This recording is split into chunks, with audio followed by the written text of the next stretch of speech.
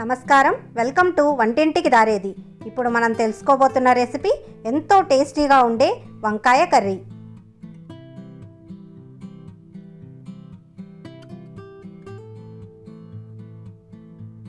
ముందుగా స్టవ్ వెలిగించి కళాయిని పెట్టుకొని 5 టేబుల్ స్పూన్ల ఆయిల్ని వేసుకుని వేడి చేసుకోవాలి. వేడెక్కిన ఆయిల్లో 1 టేబుల్ స్పూన్ తాలింపు దినుసుల్ని వేసి ఫ్రై చేసుకోవాలి. ఇందులో 2 ఎండుమిరపకాయలు, కరివేపాకు, పచ్చిమిరపకాయలు 2, తరిగిన ఉల్లిపాయ 1 వేసుకొని బాగా ఫ్రై చేసుకోవాలి. ఇందులో 1/2 టేబుల్ స్పూన్ పసుపు, రుచికి సరిపడా ఉప్పు, 1/2 టేబుల్ స్పూన్ అల్లం ముద్దని కూడా వేసుకొని బాగా కలిపి ఫ్రై చేసుకోవాలి. ముందుగా కట్ చేసుకుని ఉప్పు నీళ్లలో వేసి ఉంచుకున్న వంకాయ ముక్కల్ని ఈ మిశ్రమంలో వేయండి.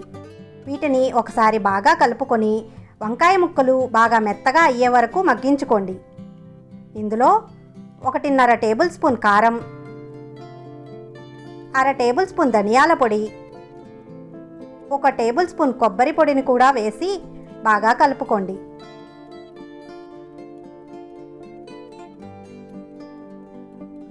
ముక్క ఉడికిందో లేదో చూసుకొని ఉప్పు కారాలు సరిచూసుకొని స్టవ్ ఆపేసి దింపేసుకోండి. ఇంతేనండి, వంకాయ కూర చాలా సులభంగా తయారైపోతుంది. దీన్ని ఓ గిన్నెలోకి తీసుకొని సర్వ్ చేసుకోండి.